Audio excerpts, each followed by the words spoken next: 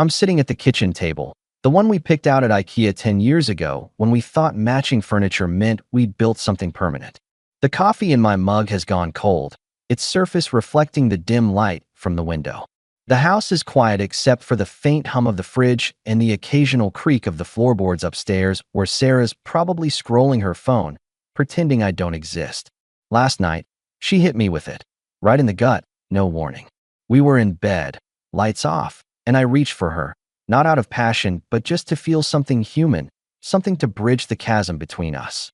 She pushed me away, not hard, but like I was a nuisance, an interruption. "I'd rather sleep than pretend I'm interested in you," she said, her voice flat, like she was reading off a script she'd rehearsed 100 times. I lay there, staring at the ceiling, feeling the weight of her words settle into my bones. Then I said it, calm as you please. "I'd rather get divorced than keep propping up this marriage." She didn't respond, just rolled over, her back a wall between us. That moment was the crack in the dam, the point where the pressure we'd been ignoring for years finally broke through. If I'd known what she'd pull next, I'd have started packing right then and there, but part of me still hoped I was wrong about how far we'd fallen. I'm not here to play the saint or the victim. I'm Jack, 42, a project manager at a mid-sized construction firm in suburban Ohio. I've got a decent life, steady job, a house with a mortgage we can, barely, manage, a truck that runs most days.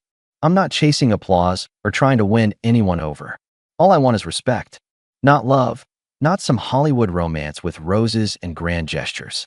Just respect. And Sarah? She's been chipping away at that for years, little by little, like she's testing how much I'll take before I snap. Her words, her glances, her silences, they're all part of the slow grind, and I'm tired of it. It wasn't always like this. We met at a friend's barbecue 12 years ago, back when we were both 30 and full of plans. Sarah was sharp, funny, the kind of woman who could hold a room with a story about spilling coffee on her boss's desk. I liked that she didn't need me to prop her up. She was a force, confident, independent. We got married 2 years later, bought this house, talked about kids, a dog, maybe a cabin by a lake someday. But somewhere along the line, she decided I was the enemy. Not in a loud way. No screaming matches or thrown plates. Sarah's smarter than that. She's a high school counselor, knows how to twist words, how to make you feel small without raising her voice. It's death by 1,000 cuts, and I'm done bleeding. It started a month ago at Mike and Lisa's place, our neighbors down the street. They're good people. Mike's a mechanic, always tinkering with some half-built project in his garage. Lisa's a nurse, talks a mile a minute, always with a story about a patient or a coworker. They invited us for dinner, a casual thing, burgers and beers on their patio.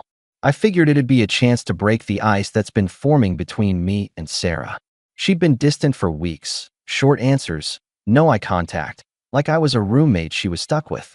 I thought a night out, some laughs, might loosen things up, remind us of the people we used to be. We're sitting outside under string lights, classic rock playing low through a Bluetooth speaker. Mike's flipping burgers at the grill, the smell of charcoal mixing with the summer air. Lisa's passing around a bowl of chips, her laughter cutting through the chatter. There's another couple there, Tom and Jen, friends from Lisa's hospital. Tom's a quiet guy, works in IT, keeps to himself unless you ask about his vintage record collection. Jen's louder, loves to stir the pot with her stories about hospital politics or her latest dating app disaster before she met Tom. Sarah's on her second glass of wine, her cheeks flushed, her smile a little too tight. I'm nursing a beer, trying to keep the vibe light, asking Mike about his latest garage project, a custom toolbox he's been welding together. Lisa turns to us, her eyes bright. "So, you two got any big weekend plans?" "Summer's almost over, gotta make it count." I start to answer. Something about fixing the deck, maybe taking Sarah out for a drive to the lake. When Sarah cuts me off. "Jack's always got a project," she says, her tone sharp, like she's poking fun, but there's an edge to it. "Never finishes half of them, but he's got plans." She laughs, but it's not warm. It's the kind of laugh that makes you feel like the punchline, and I feel the table's eyes shift to me. I set my beer down, slow, deliberate. "Funny, I seem to recall finishing the garage shelving you wanted last month." My voice is even, but I'm looking right at her, not blinking. "Took me a weekend, but it's up, holding your boxes like you asked." She shrugs, takes a sip of wine, her eyes flicking away. Sure, after I nagged you for weeks. You're welcome, by the way. Mike chuckles, trying to defuse it. Hey, my projects take years. You should see my half-built kayak. It's basically a lawn ornament now. Lisa jumps in, steering the conversation to her hospital drama. Something about a doctor who keeps stealing her pens. But I'm watching Sarah. She's smiling at Jen like nothing happened. But I feel the jab, sharp and familiar. It's not the first time she's done this, tossing out a barb in front of people, making me look like the guy who can't get it together. I've let it slide before, laughed it off, but tonight it lands different. Sarah, if you've got a list of what I'm doing wrong, maybe share it later. I say, loud enough for the table to hear. No need to air it out here. She freezes, her glass halfway to her mouth. Jen raises an eyebrow, her lips twitching like she's holding back a comment. Tom stares at his plate, poking at a burger. Mike clears his throat, mutters something about more burgers. Sarah recovers fast, gives a tight smile. Oh, Jack, don't be so sensitive. It was a joke. Not sensitive, I say, leaning back in my chair, picking up my beer. Just calling it like I see it. The rest of the night, she's quieter, but I can feel her simmering, her eyes darting to me when she thinks I'm not looking. When we get home, she doesn't say a word, just goes upstairs and slams the bedroom door. I sleep on the couch, the hum of the fridge my only company. That's when I knew it wasn't just a bad night. It was a pattern, one I'd been ignoring for too long. If I'd seen how much worse it'd get, I'd have started rewriting the rules right then. A week later, I'm in the kitchen, going over our monthly budget. I handle most of the finances, bills, mortgage, car payments, because Sarah says she hates number stuff. She's got her own account for her spending, but we split the big stuff, or at least we're supposed to. I'm at the table with my laptop, spreadsheets open, trying to figure out why we're short this month. I'm not a math genius, but I'm thorough, and the numbers aren't adding up. Sarah's been buying stuff, new clothes, a fancy coffee maker we don't need, a subscription box for skincare she hasn't even opened. She hasn't mentioned any of it, and I'm not mad, just trying to make sense of it before we dip into savings. She walks in, grabs a water from the fridge, doesn't look at me. She's in her work clothes, blouse, slacks, her hair pulled back like she's ready to counsel a room full of teenagers. You done playing accountant? She says, leaning against the counter, her voice dripping with that mix of boredom and disdain she's perfected. I don't look up from the screen, trying to keep us in the black. You mind telling me about the $300 at Nordstrom? I keep my tone neutral, like I'm asking about the weather. She rolls her eyes, sets the bottle down hard enough to make the counter rattle. You're really going to nickel and dime me? It's my money. Your money, sure, I say, turning the laptop so she can see the spreadsheet. But when it dips into our joint account, it's our problem. We're short for the electric bill. Sarah, care to explain? She crosses her arms, smirks like I'm a kid who doesn't get it. Maybe if you didn't spend so much on your truck, we wouldn't be having this conversation. My truck, the one I've had for 8 years, paid off, barely costs a dime except for gas and oil changes. She's reaching, trying to flip it on me, and I'm not biting. Sarah, the truck's not the issue. You want new clothes, fine. Just don't pull from the joint account without a heads up. We've got a system for a reason. I keep my voice steady, but I'm done with her deflections. She laughs, sharp and bitter, stepping closer to the table. Oh, Jack, always so practical. Maybe I needed something nice to feel good, since you're not exactly inspiring. That one stings, but I don't let it show. I close the laptop, stand up, meet her eyes. If you need clothes to feel good, that's on you. But don't expect me to cover it quietly while you act like I'm the problem. I grab my keys from the counter, my jaw tight. I'm moving the joint account to a new one. You want to spend? Use your own. We'll split the bills 50-50 from now on. Her face changes, the smirk gone, her eyes narrowing. You're serious? Dead serious. I walk out to my truck, leave her standing there in the kitchen.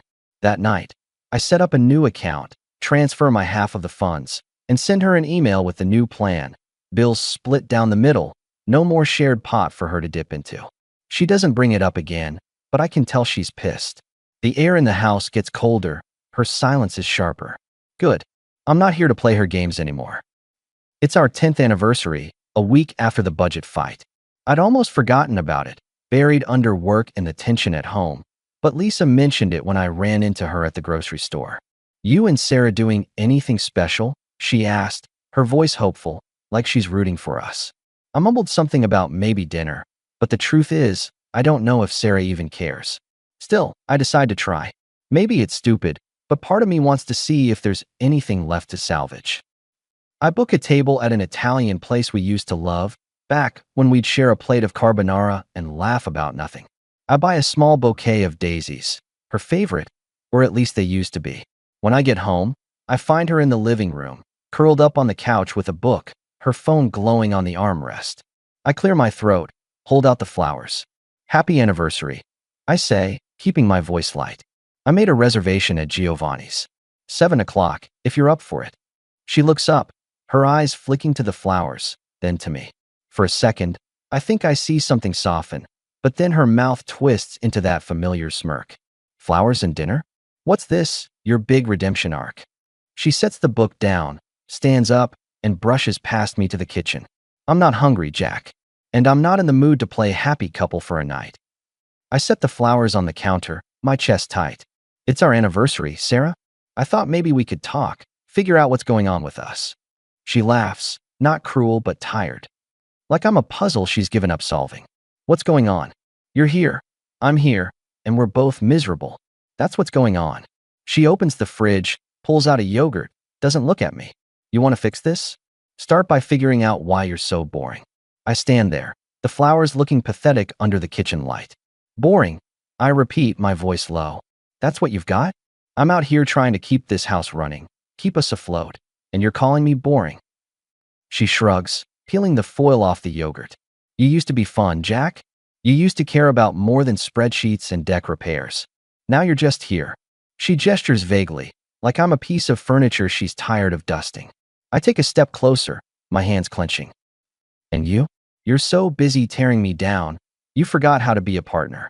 You want fun? Go find it. I'm done begging for your approval. I grab my jacket, leave the flowers where they are, and walk out. I cancel the reservation from the truck. Drive around for an hour, the radio off, just me and the hum of the engine. When I get back, the flowers are in the trash. She's upstairs, door closed. I don't knock. 2 weeks later, there's a company dinner at a steakhouse downtown. My firm's celebrating a big contract, a new office complex we've been bidding on for months. Spouses are invited, and I'm not thrilled about bringing Sarah, but I figure it's a chance to show her I'm not the loser she's been painting me as. My boss, Greg, is there, a loud guy, loves to talk sports and deals, always clapping you on the back like you're old friends. His wife, Karen, is friendly but nosy, always asking about our marriage like she's writing a book. A few colleagues are there too, including Dave, a younger guy who's always got a joke ready, even if it's not always funny.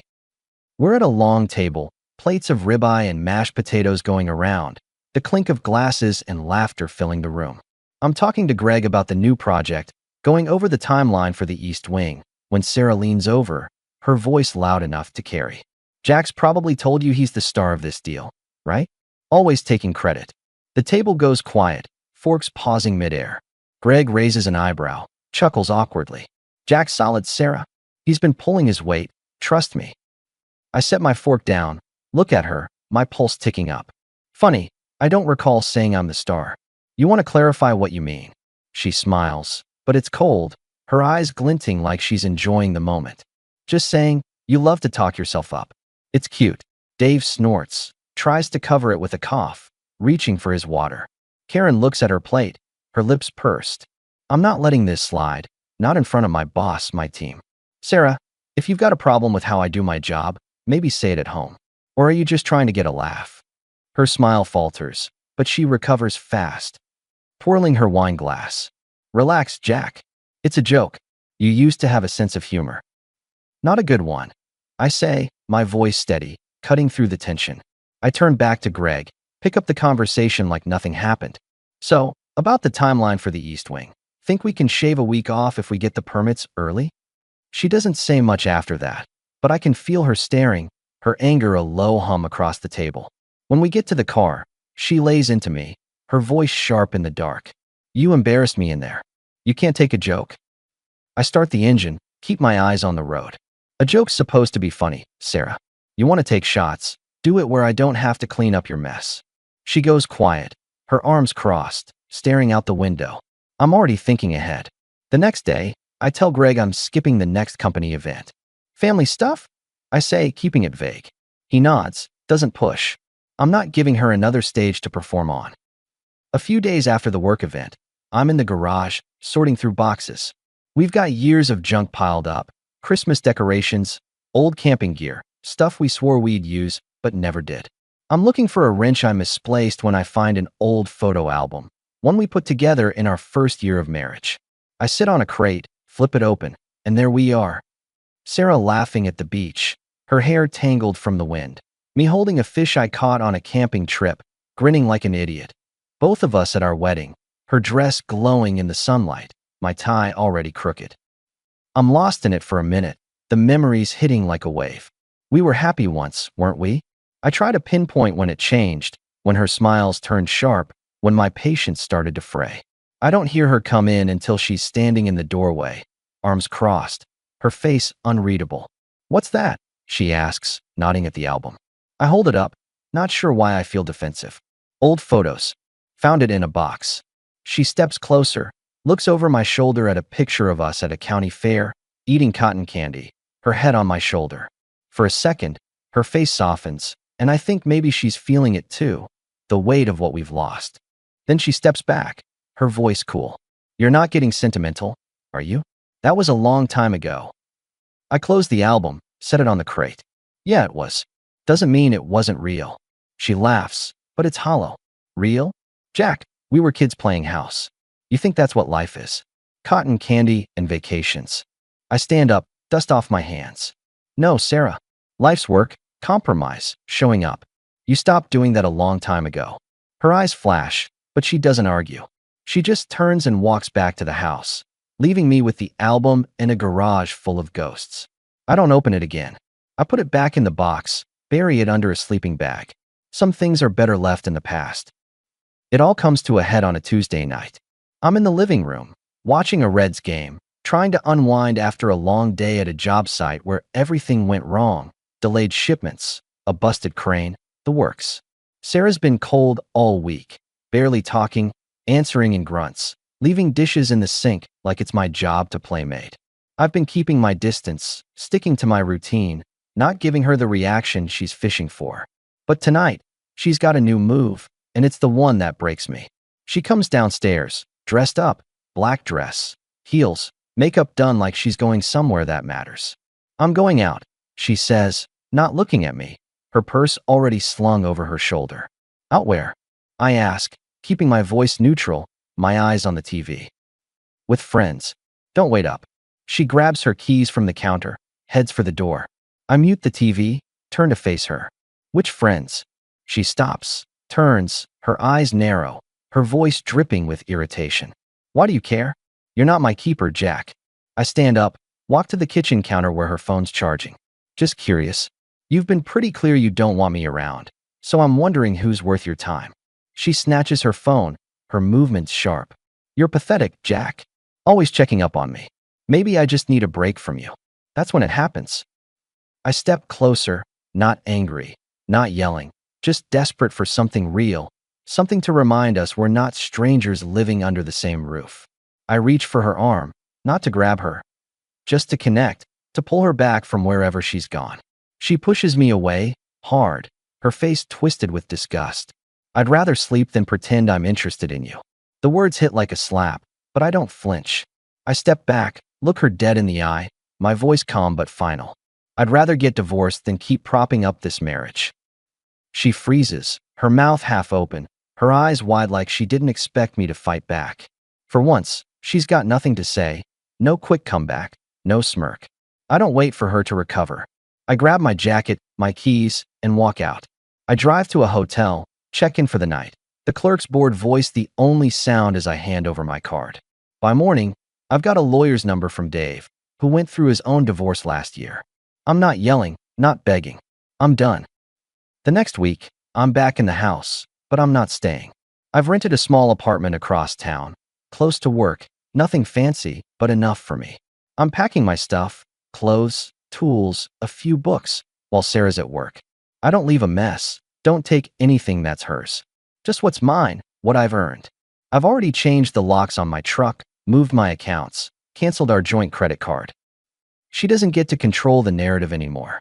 When she gets home, I'm loading the last box into my truck. She stands in the driveway, arms crossed, her face a mix of anger and something else, maybe fear, maybe regret. I can't tell anymore. "You're really doing this?" she says, her voice quieter than I expected. I close the tailgate, wipe my hands on my jeans. "Yeah, I'm done being your punching bag." "You're overreacting," she says, stepping closer, her tone softer now, like she's trying to pull me back into her orbit. "We can talk about this, Jack. We can figure it out." I shake my head. Step closer so she hears every word. "You don't get to talk your way out of this one. You wanted control? You got it. Enjoy the house, the bills, the whole deal. I'm out." She opens her mouth, but I'm already in the truck, the engine rumbling to life. I don't look back as I drive away. Mike's in his yard, watering his lawn, his eyes catching mine. He gives me a nod, like he gets it, like he's seen this coming for a while. I nod back, the road stretching out ahead. It's been 6 months. The divorce is final, papers signed, no drama. I got the truck, my tools, and half the savings. Sarah kept the house, but I hear from Lisa that she's struggling with the mortgage, maybe thinking about selling. Not my problem. I'm in my apartment, a 1-bedroom with a view of a parking lot, but it's mine. The walls are bare, but I've got a new TV, a couch that doesn't smell like Sarah's perfume, and a coffee maker that brews exactly what I need. I've got a new project at work, a promotion on the horizon, and Greg's been dropping hints about a bigger role if I keep delivering. Dave and I grab beers on Fridays, shoot the breeze about baseball, bad decisions, and the women he's trying to meet on dating apps. Lisa checks in sometimes, says Sarah's been quiet, maybe regretting how it went down. I don't care. I'm not here to gloat, but I'm not here to hurt either. I'm free. No more walking on eggshells, no more dodging her barbs. I sleep better now, wake up to my own rhythm. The coffee's hot, the TV's mine, and nobody's rewriting my life to make me the villain. I said my piece, walked away, and never looked back. That's enough. If you made it this far, that means the story spoke to you. Please consider subscribing, leaving a like, and sharing your thoughts in the comments. It really means a lot to me, more than you know. These stories take time to write, and your support helps me keep going. Thank you for listening all the way through. Until next time.